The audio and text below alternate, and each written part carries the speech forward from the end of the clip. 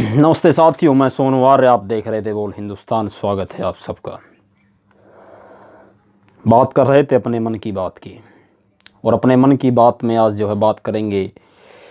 वर्तमान में राष्ट्र का जो स्वरूप है, जो परिस्थितियां आज हैं, इनको किस प्रकार बदला जा सकता है, इनके ऊपर कैसे कैसे काम किया जाए, और राष्ट्र को उसके वास्तविक परिदृश्य के अंदर आज कैसे लेकर के आया जाए, राष्ट्र को पुनः विश्व गुरु कैसे बनाया जाए, इसी बात के ऊपर कुछ पंक्तियां, कुछ विचार मैं आज आपके सामने जो आज रखना चाहता हूं। जिस देश के अंदर समाजवाद का दम भरने वाली सत्तारूढ़ शक्तियां पूंजीवाद की निकृष्ट दलाली करती हों,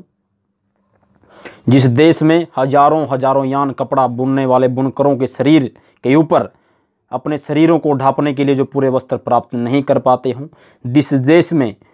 एक अन्नदाता का परिवार स्वयं भूखा रहने के लिए जिसको आज बाध्य करने के लिए छोड़ दिया जाए, जिस देश की सरकार अपनी मेहनतकश जनता को लाठियों से पीटती हो, अश्रु गैस से रुलाती हो, शहीदों के परिवारों को अपमानित किया जाता हो, उन्हें दर दर की ठोकरें खाने के लिए छोड़ दिया जाता हो, जहां आज समाज के हर तमगे में अन्याय, अभाव और अत्याचार पूरी तरह व्याप्त हो, जहां चहुं ओर अंधकार ही अंधकार, सन्नाटा पसरा पड़ा हो, ऐसे देश की परिस्थितियों का हाल क्या हो सकता है। जहां दिन में 3-3 बार कपड़े बदलने वाले सफेद पोश नेता गरीब मजदूर ही बद की बदहाली के ऊपर हंसते हों, फबतियां कसते हों, उसका मजाक उड़ाते हो, उसको दर दर की ठोकरें खाने के लिए छोड़ दिया जाता हो, ऐसे देश की घटिया व्यवस्थाओं को बदलने के लिए देश के युवाओं की धमनियों के अंदर खोलता हुआ रक्त चाहिए। आवश्यकता है देश को ऐसे ऐसे युवाओं की जो महज निजी स्वार्थ पूर्ति के लिए काम न करके राष्ट्र हित में काम करें। यदि राष्ट्र को इसके वास्तविक स्वरूप में लेकर के आना है तो प्रत्येक व्यक्ति अपनी भागीदारी सुनिश्चित करे। राष्ट्र को यदि इन परिस्थितियों से उभारना है, यदि इन गली सड़ी व्यवस्थाओं को बदलना है, यदि प्रत्येक व्यक्ति के हिस्से में आप चाहते हैं रोटी आए, मकान आए और कपड़ा आए, यानी कि रोटी, कपड़ा और मकान जैसी मूलभूत सुविधाओं से तो कम से कम किसी भी व्यक्ति को वंचित न रखा जाए, तो उसके लिए बहुत ज़्यादा बड़ी मात्रा में सार्थक कदम उठाने होंगे। एक विद्रोह का स्वर निरंतर बुलंद करना होगा। उन सरकारों के बहरे कानों को जो है,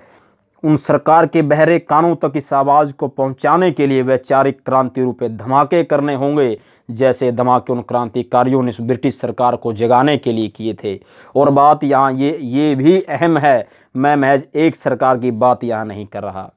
ना मैं किसी एक व्यक्ति विशेष का मैं समर्थक हूँ, न किसी एक व्यक्ति विशेष का मैं आलोचक हूँ। यानी कि मैं महज देश के अंदर जो वर्तमान सरकार जो चल रही, यानी कि बीजेपी की सरकार, मैं महज बीजेपी के ऊपर कटाक्ष नहीं कर रहा, मैं प्रत्येक उस सरकार के ऊपर कटाक्ष करता हूं जिस भी सरकार ने इस देश के अंदर अब तक शासन किया है, जिस भी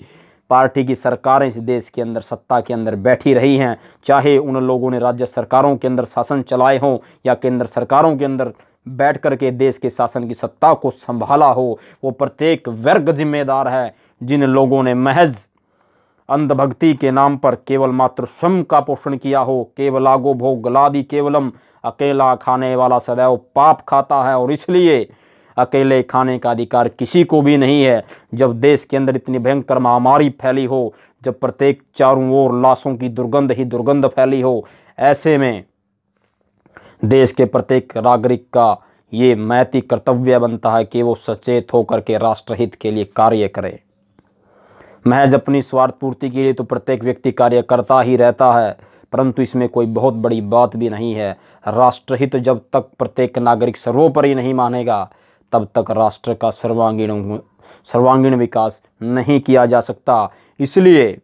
अपने निजी स्वार्थ को पीछे छोड़ करके सब लोग आगे आए। राष्ट्रहित और देश प्रेम का तगाजा भी आज ये है